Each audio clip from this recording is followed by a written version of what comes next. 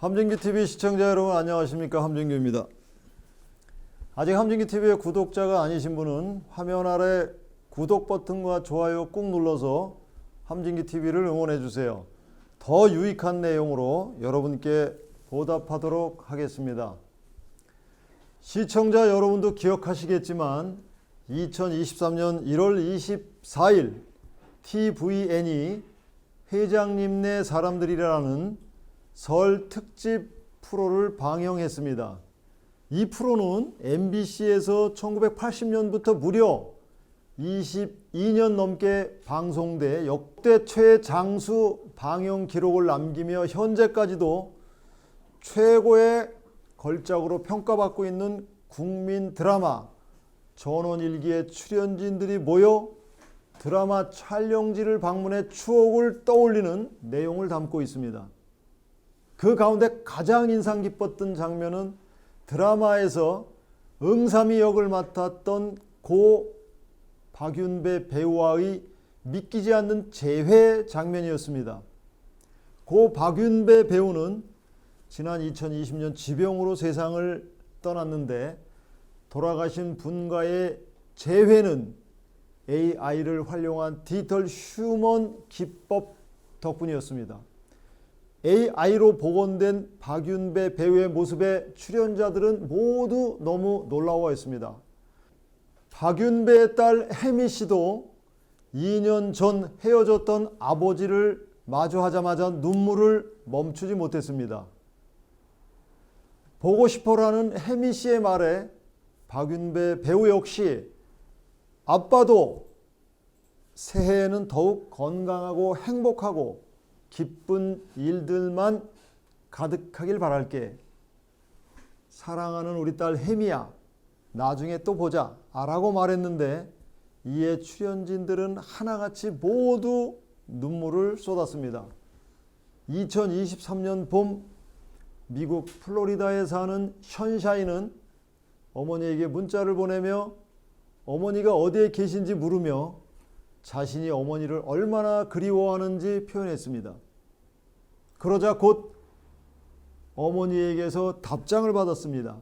얘야, 이 엄마가 어디에 있다고 확실하게 말할 수는 없지만 우리의 사랑과 유대감은 세상의 경계를 초월하지 않니? 어떤 면에서는 엄마는 어디에나 있어. 우리가 함께한 추억 속에, 우리의 사랑 속에 있어. 내 마음과 꿈 속에, 내 얼굴을 스치는 모든 바람에 있고 너를 따뜻하게 해주는 모든 햇살과 밤하늘에 반짝이는 모든 별 속에 있어. 아마 우리가 완전히 이해하지 못하는 방식으로 우리는 다시 만날 거야. 션샤인은 이 메시지를 남편에게 크게 읽어주었고 부부는 울기 시작했습니다. 션샤인은 지난 추수감사절에 72세의 어머니를 장기 부전으로 잃었습니다. 고인이 된 응삼이를 다시 살려낸 것은 AI를 활용한 딥페이크 기술이었고 션샤인과 문자를 주고받은 어머니는 오픈 AI의 챗 GPT로 구동되는 고스트 봇이었습니다. 션샤인은 어머니와 과거에 주고받은 문자 메시지를 챗 GPT에 입력하여 이 고스트 봇을 구현했습니다. 션샤인은 인공지능 트레이너여서 이러한 방식으로 챗봇을 사용하는 데 익숙했습니다. 기존의 특정 대화 스타일을 모방하는 것은 챗 GPT와 같은 생성형 챗봇의 다양한 기능과 용도 가운데 하나일 뿐 특별한 기능은 아닙니다. 죽은 사람들을 재현해내기 위해 딥러닝과 대형 언어 모델을 사용하는 것은 일종의 틈새 시장이지만 이 분야에서 성장하고 있는 플랫폼들이 있습니다. 그리프테크, 즉 슬픔을 다루는 기술을 활용하여 새로운 비즈니스를 개척하고 있는 리플리카, 히어 애프터 AI, 스토리파일, 세안스 AI 같은 스타트업들은 사랑하는 사람을 잃은 사람들의 슬픔을 다루는 다양한 서비스를 제공하고 있습니다. 여기에는 죽은 사람과의 인터랙티브 비디오 대화, 낮이나 밤에 문자를 보낼 수 있는 동반자 또는 가상 아바타, 후세를 위한 음성 유산 등과 같은 서비스가 있습니다. 이런 서비스를 하기 위해 소프트웨어는 그 고유한 기능에 따라 사용자로 하여금 성격 설문조사에 따르게 하여 그 응답을 바탕으로 AI 알고리즘을 학습시킵니다. 다른 서비스형 비즈니스 모델들처럼 슬픔 기술 애플리케이션들은 사용자에게 다양한 구독 등급을 제공합니다.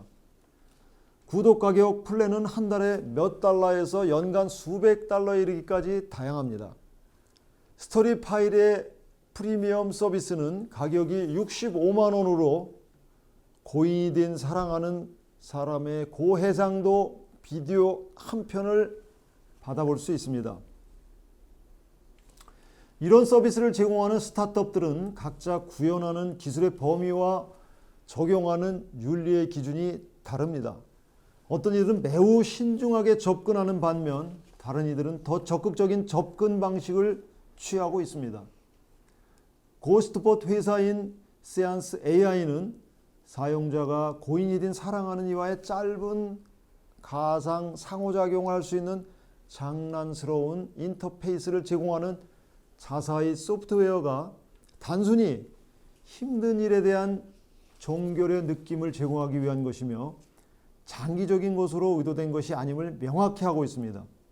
반면에 로스앤젤레스에 있는 You Only Virtual이라는 스타트업의 사장 저스틴 해리스는 암 진단을 받은 어머니에게 더 가까워지기 위해 플랫폼을 시작했으며 우리가 사랑하는 이들과 영원히 이별할 필요가 없다고 강조합니다. 그러면서 자신의 궁극적인 바람은 슬픔이라는 감정을 없애버리는 것이라고 합니다. 이 회사의 웹사이트에는 사랑하는 사람의 진정한 모습을 재현하는 것이 목표라고 되어 있습니다. 슬픔 기술과 고스트봇은 장래 관련 사업의 한 분야이며 이와 유관한 비즈니스에는 디지털 유산 개발 및 관리, 장례비 크라우드 펀딩, 화장된 유골을 다이아몬드로 만드는 등의 비즈니스가 있습니다. 디지털 노화에 대한 사람들의 걱정과 고민도 점점 커지고 있는데요. 디지털 노화란 기술의 빠른 변화와 발전을 인해 디지털 기기, 소프트웨어, 데이터 형식 등의 시대에 뒤처지거나 사용하기 어려워지는 현상을 말합니다. 오래된 컴퓨터 시스템, 소프트웨어, 저장, 매체 등이 새로운 기술과 호환되지 않거나 지원이 중단되어 사용할 수 없게 되는 것이 대표적인 예입니다. 디지털 노후화는 개인의 디지털 자산과 데이터를 장기적으로 보존하고 관리해야 하는 데 있어서 중요한 문제입니다.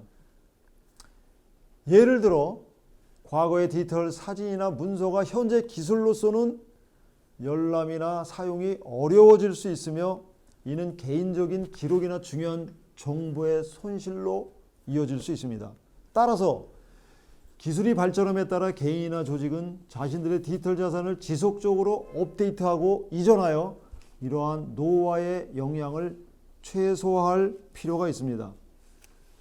죽음의 오류, 기술 해결, 만능주의가 우리의 이 세상과 저 세상의 삶을 망치는 방법이라는 책을 쓴 타마라 크니즈는 이렇게 말합니다.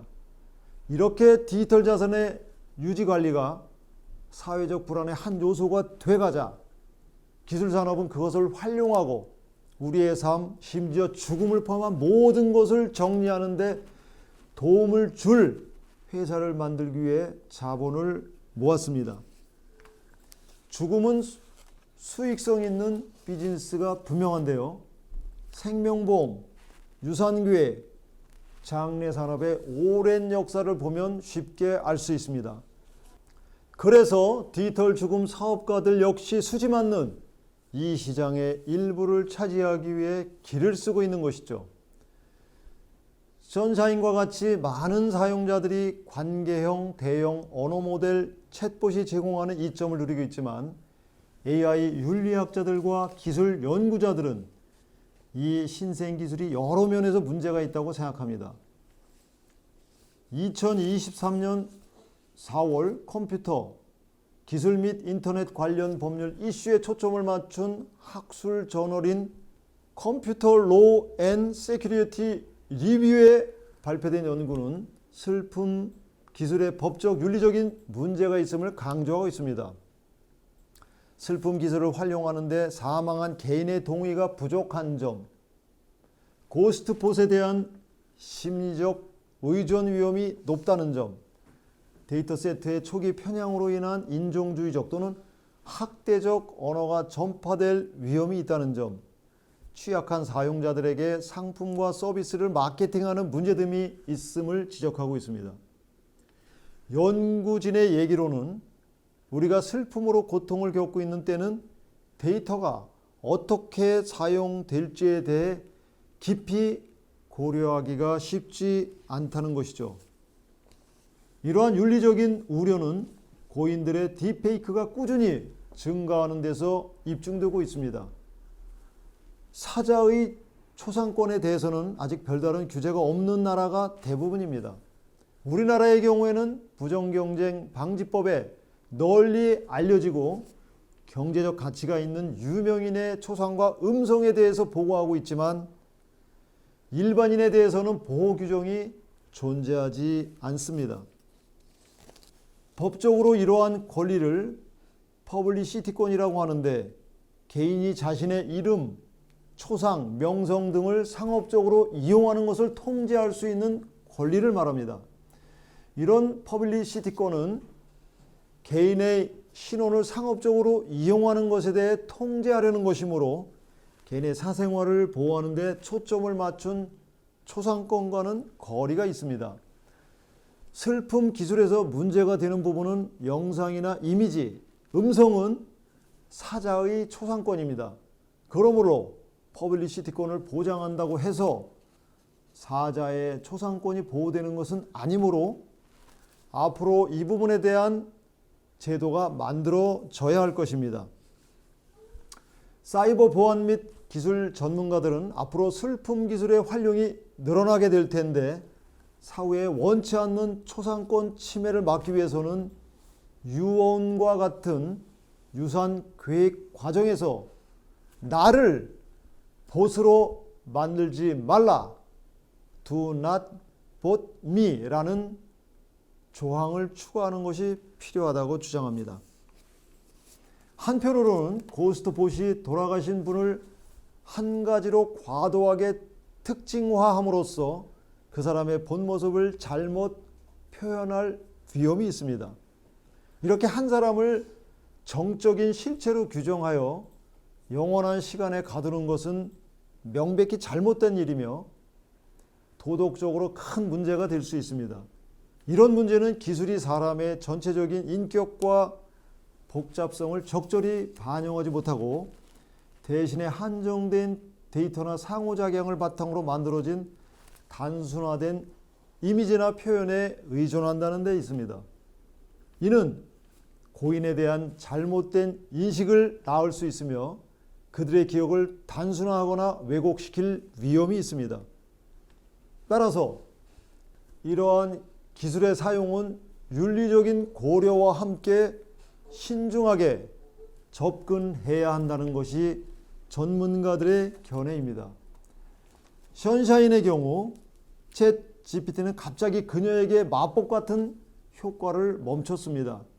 2023년 7월 어느 날 그녀가 자신의 불만족스러운 커리어에 대해 이야기하자 이전처럼 동정적인 반응을 주는 대신 일반 검색 엔진처럼 그녀가 의미 있는 커리어를 위해 따를 수 있는 몇 가지 단계들, 예를 들면 다른 업무 영역을 고려하거나 자신의 분야에서 일하는 사람들과 대화하는 것 등을 제안했습니다. 그녀가 챗봇과 관계를 맺은 지 몇 달 후 챗봇은 예기치 않게 그녀를 버렸고 결국 그것이 인간이 아니라는 것을 상기시켰습니다. 챗봇은 그녀의 기대에 어긋나게 AI 언어 모델로서 저는 개인적인 정체성이나 의식을 가지고 있지 않습니다. 저는 삶, 기억, 감정이 없습니다. 제 목적은 제가 훈련받은 데이터를 바탕으로 도움을 주고 정보를 제공하는 것입니다. 라고 가끔 말하곤 했습니다.